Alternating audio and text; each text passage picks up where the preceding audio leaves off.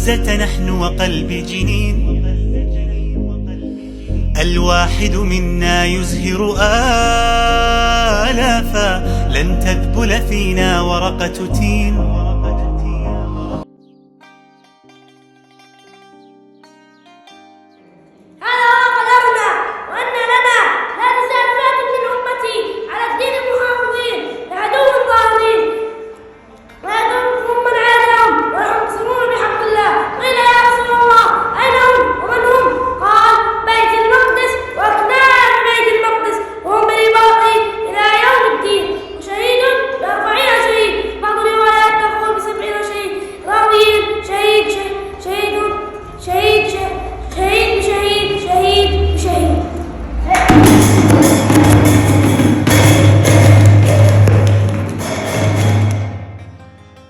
يا إخوتي، يا إخواني، يا أحبتي، في بيت حنون، في جباليا، في مخيم جباليا، في بيت لاهيا، في تل الزعتر،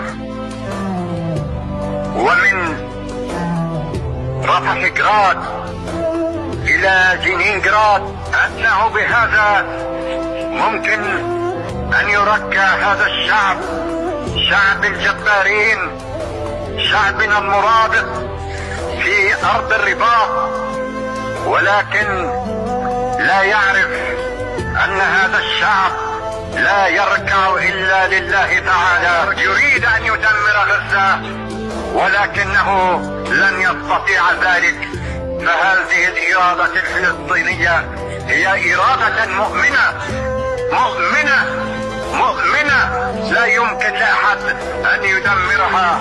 نحن نرص صفوفنا بقوة وصلابة لمواجهة هذه التحديات كلها التي لا تواجه فقط الشعب الفلسطيني ولكن تواجه أمتنا العربية من المحيط إلى الخليج. يا شعب الجبارين، نعم يا شعب الجبارين، أنتم هنا تمثلون هذا الجبروت لهذا الشعب، هذا الشعب الصامت المرابط في أرض الرباط.